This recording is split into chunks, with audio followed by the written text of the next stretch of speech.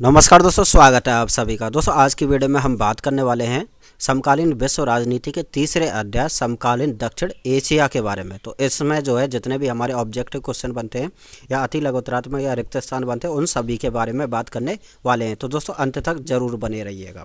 चलिए शुरुआत करते हैं। सबसे पहला हमारा प्रश्न है यहाँ पर, नेपाल में राजतंत्र किस वर्ष खत्म हुआ था। तो नेपाल में अगर राजतंत्र की बात करते हैं कब समाप्त हुआ था, तो यहाँ पर ऑप्शन है आपके 2005, 2007, 2008 और 2010। तो नेपाल में राजतंत्र किस वर्ष खत्म हुआ था दोस्तों? यहाँ पर 2008 में जो है नेपाल में राजतंत्र है वो खत्म हुआ था।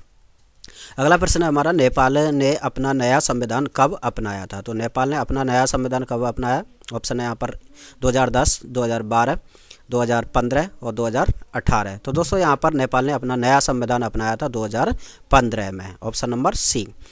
तीसरा क्वेश्चन है दोस्तों यहाँ पर, श्रीलंका स्वतंत्र राष्ट्र कब बना था। तो श्रीलंका अगर स्वतंत्र राष्ट्र की बात करते हैं, ऑप्शन है यहाँ पर हमारे 1947, 1948, 1949, 1950। तो श्रीलंका जो है स्वतंत्र राष्ट्र कब बना था दोस्तों? यहाँ पर 1948 में जो है श्रीलंका स्वतंत्र राष्ट्र बना था, ऑप्शन नंबर बी।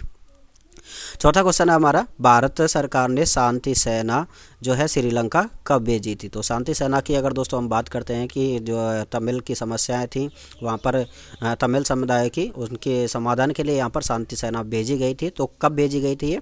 ऑप्शन है हमारे 1985, 1986, 1987 और 1988। तो दोस्तों शांति सेना कब भेजी गई थी?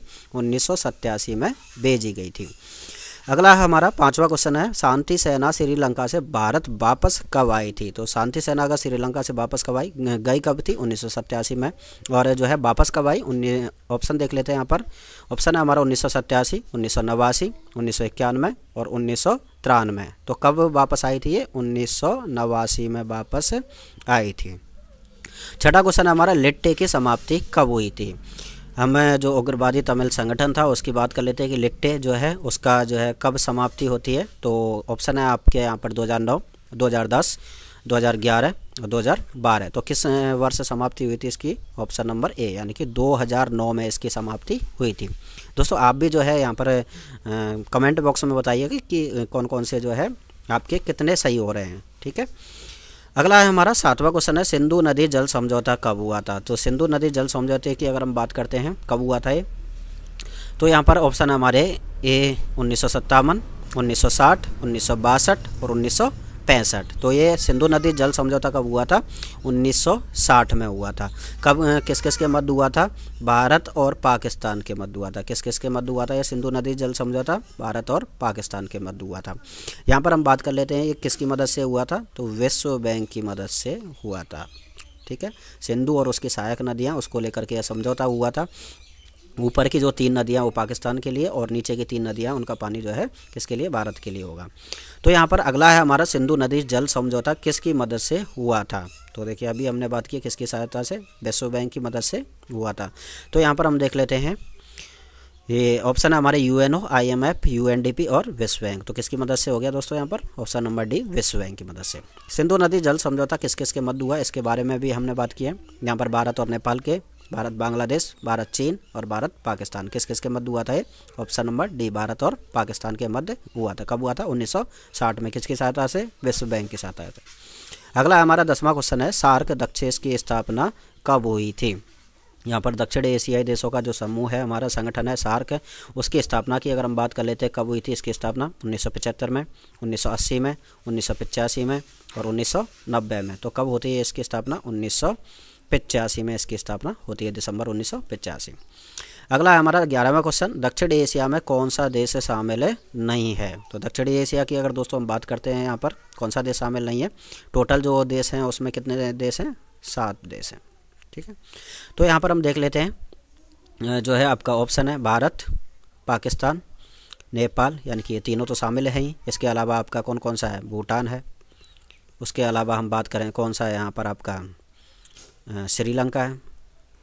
उसके अलावा हम बात करते हैं कौन सा? मालदीव है। कौन सा? मालदीव। उसके अलावा हम बात करते हैं कौन सा? बांग्लादेश। तो ये यहाँ पर हैं इसके अंदर, किसके अंदर? दक्षिण एशिया के अंदर। तो कितने देश हो गए यहाँ पर? भारत, पाकिस्तान, नेपाल, भूटान, श्रीलंका, मालदीव और बांग्लादेश, ये देश हैं। इसके अंदर 7 देश हैं ठीक है। तो यहाँ पर आप देख लेते हैं कौन सा नहीं है इसमें, तो चीन है वो इसमें शामिल नहीं है, तो यहाँ पर ऑप्शन नंबर डी। 12वां क्वेश्चन है आपका, सार्क दक्षिण में अफगानिस्तान देश है कब शामिल हुआ था। सार्क दक्षिण की अगर बात करते हैं तो कौन सा कितने देश हैं इसमें, 8 देश हैं, ठीक है। शुरुआत में कितने थे, 7 देश थे। तो अफगानिस्तान जो है बाद में शामिल हुआ था, कब शामिल हुआ था, ऑप्शन देख लेते हैं यहाँ पर 2005, 2007, 2009 और जो है 2010 था यहाँ पर, ठीक है। तो यहाँ पर हम देख लेते हैं ऑप्शन आपका कौन सा होगा, अफगानिस्तान है वो कब शामिल हुआ था, तो ये आपका हुआ था 2007 में शामिल हुआ था, ऑप्शन नंबर बी। अब हम देखते हैं दक्षिण एशियाई मुक्त व्यापार क्षेत्र साफ्टा पर हस्ताक्षर कब हुए थे। ये अभी हाफ ईयरली में भी आया था राजस्थान के में। तो यहाँ पर ऑप्शन है आपके 2004, 2006, 2008 और 2010। तो साफ्टा पर हस्ताक्षर कब हुए थे, 2004 में हस्ताक्षर हुए, ऑप्शन नंबर ए। प्रभावी कब से हुआ था, तो प्रभावी हुआ था ये 2006 से। साफ्टा कब से प्रभावी हुआ, देखिए यहाँ पर साफ्टा की बात की गई है, दक्षिण एशिया मुक्त व्यापार क्षेत्र की हस्ताक्षर कब हुए, 2004 में। और ये प्रभावी कब से हुआ वो देख लेते हैं यहाँ पर, ऑप्शन नंबर 2004, 2006, 2008 और 2010। तो यहाँ पर अभी हमने बात की थी 2006 से प्रभावी हुआ था। अगला है हमारा 15वां क्वेश्चन, पाकिस्तान में जनरल जिया उल हक के नेतृत्व में सैनिक शासन की स्थापना कब हुई थी। तो जिया उल हक की बात कर लेते हैं। तो यहाँ पर ऑप्शन है हमारा 1977, 1978, 1979 और 1980। तो यहाँ पर जिया उल हक के नेतृत्व में सैनिक शासन की स्थापना कब हुई थी, 1977 में हुई थी, जुल्फिकार अली भुट्टो की जो है सरकार गिरा करके यहाँ पर। अगला है हमारा, पाकिस्तान में जनरल याहिया खान के नेतृत्व में सैनिक के शासन की स्थापना कब हुई। तो सैनिक शासन की स्थापना देख लेते हैं किसके नेतृत्व में, जनरल याहिया खान के में। ऑप्शन है आपके 1969, 1970, 1971, 1972। तो कब हुई थी, 1969 में, जिया उल हक की 1977 में। अब हम अगले क्वेश्चन की तरफ बढ़ते हैं। अगला क्वेश्चन है हमारा 17वां, पाकिस्तान में पहले संविधान के बनने के बाद देश के शासन की बागडोर किसने संभाली थी। तो हम देख लेते हैं यहाँ पर 1956 में इसका पहला जो है संविधान बना था।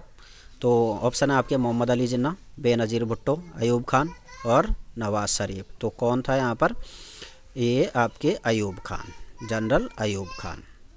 अगला है हमारा 18वां क्वेश्चन, परवेज़ मुशर्रफ ने अपना निर्वाचन राष्ट्रपति के रूप में कब करवाया था।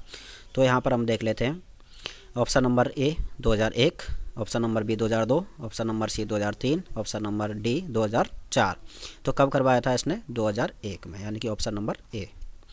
अगला है हमारा 19वां क्वेश्चन, 1988 में पाकिस्तान में किसकी लोकतांत्रिक सरकार थी। 1988 में पाकिस्तान में किसकी लोकतांत्रिक सरकार थी, उसकी भी बात कर लेते हैं यहाँ पर।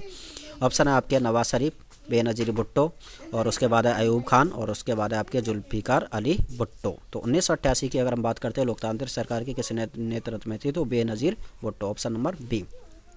20वां क्वेश्चन है हमारा, बांग्लादेश कब से कब तक पाकिस्तान का अंग था। तो बांग्लादेश की अगर हम दोस्तों बात करते हैं कब से कब तक, हम देखते हैं भारत और पाकिस्तान विभाजन कब होता है, 1947 में। तो 1947 देख लेते हैं। और आज़ाद कब हुआ था बांग्लादेश, तो 1971 में।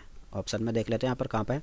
ऑप्शन है हमारा पहले वाला 1945 से लेकर के 1971 तक, 1947 से लेकर के 1968 तक और 1947 से 1971 तक, और उसके बाद है आपका 1950 से लेकर के 1971 तक। तो ऑप्शन देखिए यहाँ पर 47 से 71 कहाँ पर है, ऑप्शन नंबर सी। चलिए अगले क्वेश्चन की तरफ बढ़ते हैं। ये थे हमारे ऑब्जेक्टिव। अब हम अति लघु की बात कर लेते हैं। यहाँ पर शेख मुजीबुर रहमान की कौन सी पार्टी थी।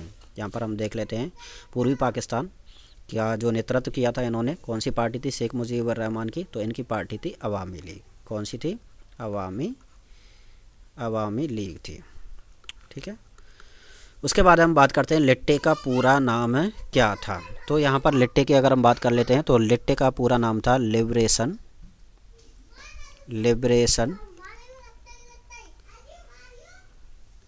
टाइगर्स ऑफ तमिल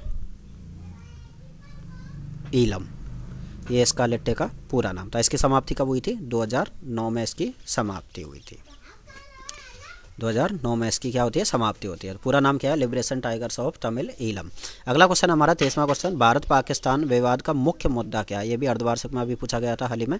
तो मुख्य मुद्दा क्या है, कश्मीर विवाद। कश्मीर विवाद इसका क्या है, मुख्य मुद्दा पूछा गया है इसमें, तो कश्मीर विवाद। आगे हम बढ़ते हैं। श्रीलंका का प्राचीन नाम क्या था? तो श्रीलंका के प्राचीन नाम की अगर हम बात करते हैं तो प्राचीन नाम क्या था इसका? सिलोन। कौन सा था? सिलोन। उसके बाद हम बात करते हैं सार्क दक्षेस का मुख्यालय कहाँ पर स्थित है? तो सार्क दक्षेस की अगर हम बात करते हैं मुख्यालय की, तो कहाँ पर है इसका मुख्यालय? काठमांडू, नेपाल में। कहाँ पर? काठमांडू, नेपाल में। आसियान की बात की थी हमने, आसियान का मुख्यालय कहाँ पर था? जकार्ता, इंडोनेशिया में। जकार्ता, इंडोनेशिया में। तो ये आसियान का मुख्यालय। तो दोस्तों इसमें हमने जो है तीसरे अध्याय की बात की है, समकालीन दक्षिण एशिया के जितने भी हमारे ऑब्जेक्टिव क्वेश्चन थे, इसी में से हमारे रिक्त स्थान बन जाते हैं और इसी में से हमारे जो है अति लघु भी बन जाते हैं। तो इसमें जितने भी हमारे 1 नंबर के क्वेश्चन आंसर थे उसके बारे में हमने पूरा डिटेल से बात किया है। तो उम्मीद करता हूँ दोस्तों जानकारी पसंद आई होगी, और आपके कितने आंसर सही हुए हैं आप कमेंट बॉक्स में बता सकते हैं। और वीडियो पसंद आए तो वीडियो को लाइक ज़रूर कीजिएगा, दोस्तों के साथ शेयर कीजिएगा, और इसी तरह की वीडियो देखने के लिए आप हमारे चैनल को सब्सक्राइब कर सकते हैं। धन्यवाद दोस्तों।